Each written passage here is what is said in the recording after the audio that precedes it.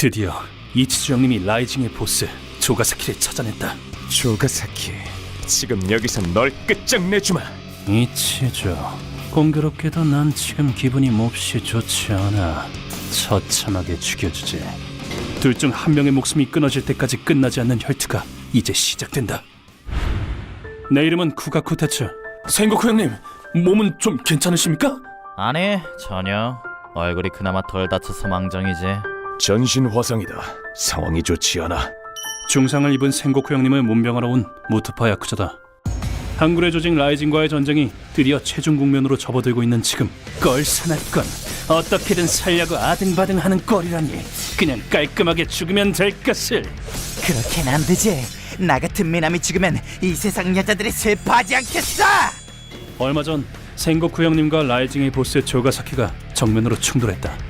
궁지에 몰린 생고쿠 형님이 취한 방법은 이렇게 된 이상 물귀신 작전이다. 짜릿한데?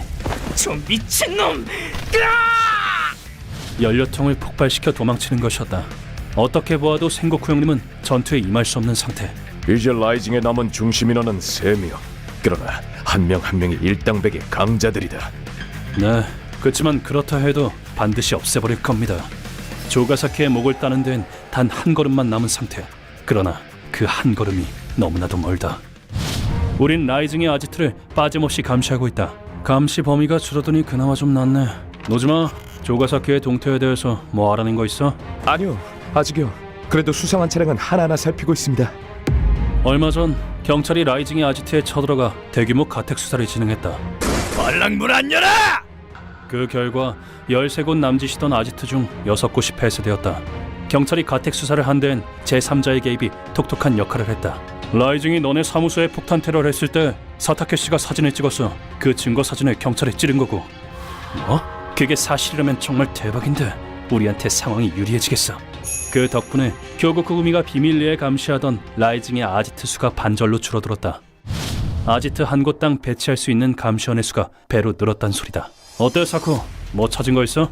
아니요, 9일 동안 차량을 빠짐없이 감시해봤지만 아무것도. 솔직히 말씀드리면 마음이 꺾여버릴 것 같아요. 그래서 말인데 미팅 한번 다녀와도.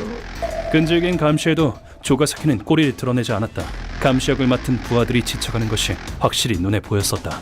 사쿠, 마음이 꺾이지 않는 방법 가르쳐줄까? 네? 그런 방법이 있나요? 간단해. 네가 꺾이지만 않으면 돼. 잠시라도 손떼기만 해봐.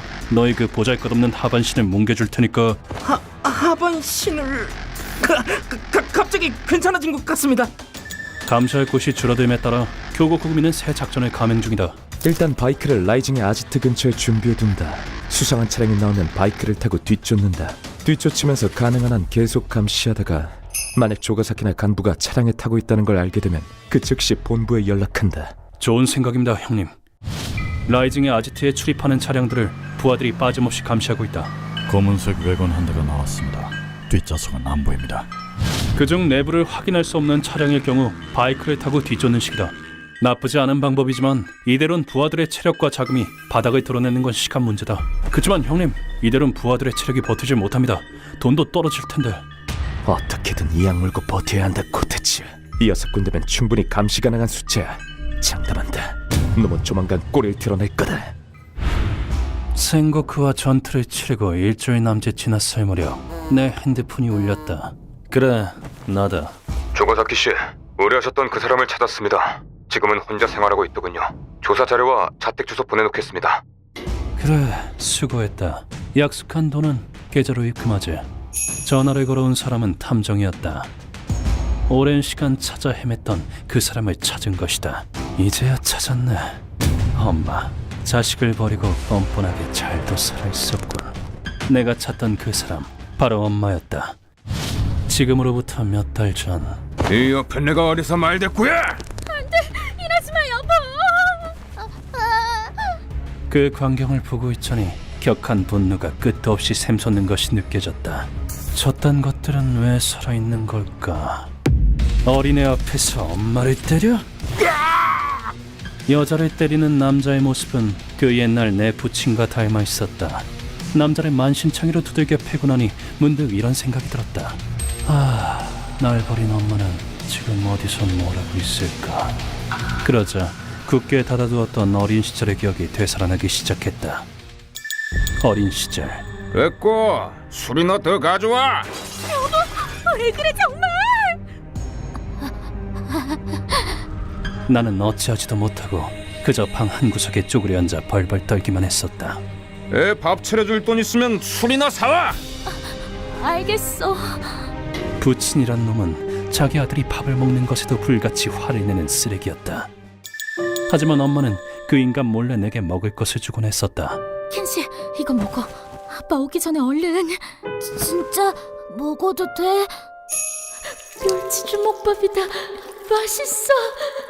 그 생지옥 속에서도 엄마가 만든 주먹밥 맛은 생생했다. 그러던 어느 날 엄마는 그 인간과 함께 여행을 간다며 집을 나서려 했다. 여행 간다는 거 거짓말이지? 싫어. 엄마 가지 마. 아니야. 엄마 금방 돌아올 거야. 하지만 나는 직감으로 알아차렸다. 엄마의 말이 거짓이라는 것을. 부친이 날 버리기로 마음먹었단 것을. 폭력에 굴종했던 엄마는 부친의 말을 거역할 수 없었다. 미안하다.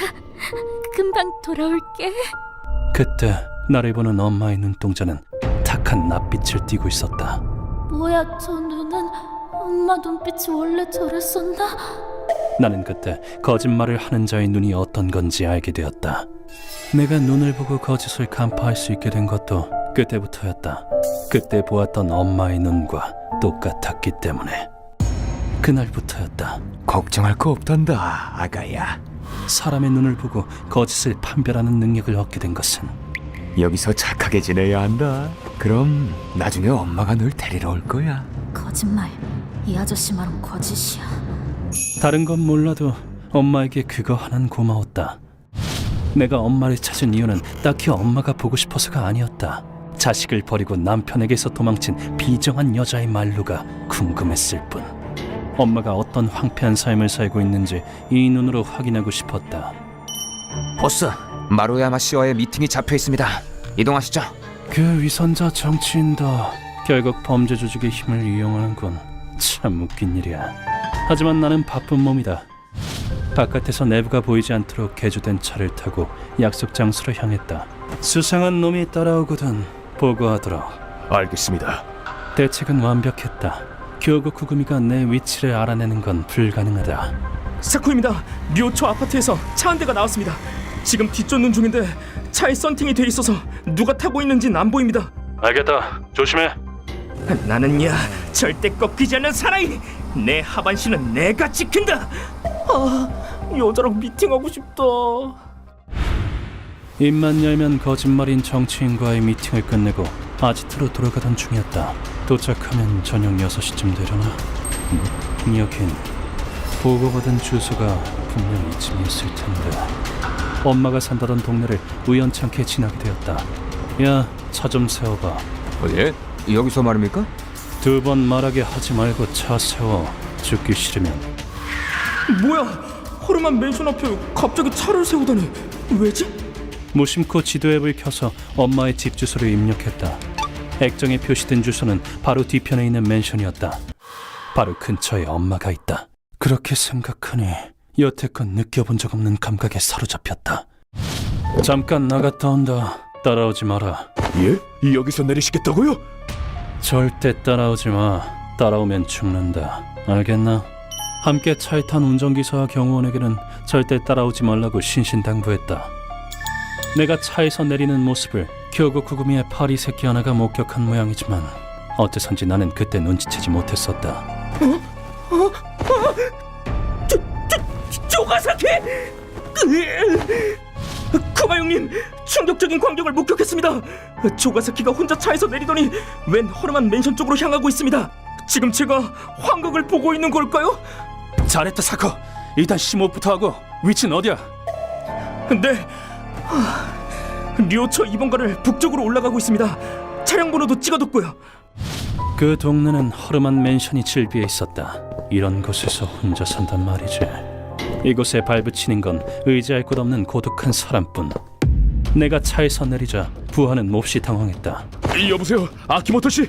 보스가 갑자기 차에서 내리더니 혼자 어딘가로 가고 있습니다. 뭐? 전쟁 중에 혼자 나갔다고? 넌 안 따라가고 뭐했어? 그치만 따라오면 죽는다고 으름장을 놓으셔서. 하긴 전쟁 중에 대장이 혼자 외출했으니 오죽 당황했으랴. 완벽주의자인 조가사키 씨가 그런 빈틈을 보인다고? 말도 안 돼. 대체 이게 무슨 일이야? 보고를 들은 아키모토는 귀신 같은 얼굴로 사무소를 박차고 나갔다고 한다. 한편 나는 엄마의 집 근처에서 낡은 벤치에 앉은 한 사람을 빤히 쳐다보고 있었다. 엄마. 20년 넘게 지났지만 한눈에 알아볼 수 있었다.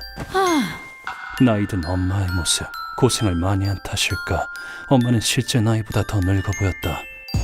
그런 엄마의 모습에 나는 빨려 들어가듯이 시선을 고정했다. 머리가 잘 돌아가지 않는다. 대체 왜... 잠시 후 엄마는 나이가 빠진 문을 열고 자기 집으로 들어갔다. 당장이라도 쓰러질 것 같은 집에, 심지어 1층? 어느샌가 나는 그 집으로 걸음을 옮기고 있었다. 문고리를 잡아당기자 문은 어이없을 정도로 쉽게 열렸다. 채, 문도 안 잠그고 사나. 문단속 좀 잘해. 세상에 나쁜 놈이 얼마나 많은데. 누구세요? 절대 잊지 못할 어리석고 무능한 엄마. 너 설마 켄신이? 20년 넘게 지났지만 그래도 자기 아들 얼굴 정도는 알아보는 모양이다. 그래, 나야. 대기 쓰레기처럼 내다버린 당신 아들. 내가 빈정거리듯 말했다. 그런데 켄신, 보고 싶었단다. 살아있었구나. 다행이야. 엄마는 내 손을 꼭 잡더니 눈물이 뚝뚝 흘리기 시작했다.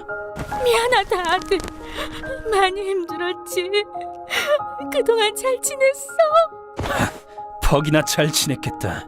당신네들한테 버려지고 내 삶은 시궁창이 됐어. 그러는 당신은 어땠는데? 행복했어? 7살 먹은 어린애를 버리고 희희낙낙 잘도 살았겠지, 안 그래? 미안하다. 내 말에 엄마는 몸을 떨며 미안하단 말만 반복했다. 엄마가 날 버린 이유는 부친의 폭력이 두려웠기 때문이었을 것이다. 하지만 미안하다면 다야! 당신 때문에 내 인생은 지옥에 처박혔어. 자기 의지로 무엇하다 못하는 당신 때문에! 허름하고 좁은 맨션, 현관 바로 앞엔 부엌이 있었다. 아니나 다를까 아무도 없이 혼자 지옥같이 살았! 내 시선이 부엌의 된장국과 멸치주먹밥으로 향했다. 엄마도 그런 내 시선을 알아차렸다. 미안하구나. 저녁 먹기 전이라. 주먹밥 먹을래? 멸치 넣고 만든 거야. 너 어릴 때 엄마가 해줬었는데 기억나니? 멸치는 칼슘이 듬뿍 들어있단다. 먹고 쑥쑥 크렴 우리 아들. 또 멸치야. 그래도 좋아.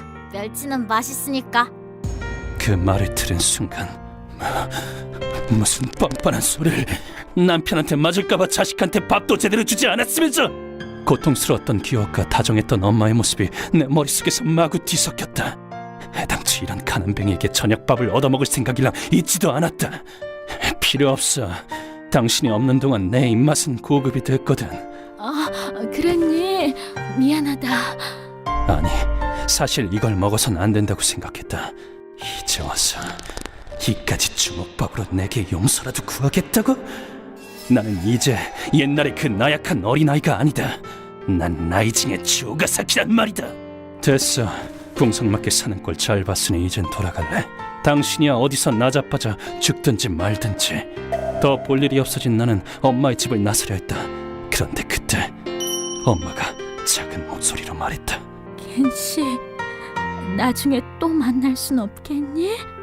엄마 곁에는 아무도 없어서. 그 말이 어째선지 내 심금을 울렸다. 웃기지 마! 이제 와서 그런 말에 자격이 있다고 생각해? 날 버리고 그 쓰레기랑 도망가 주지! 내게 감정 따윈 없다고, 내 피는 꽁꽁 얼어붙었다고 생각했었다. 내일이 오지 않아도 상관없다. 죽음은 두렵지 않다. 그렇게 생각했었다. 그런데 나는 사쿠에게서 조가사키를 목격했다는 연락을 받은 나는 감시소에서 긴급히 행동에 들어갔다. 류오초 남부 2번가.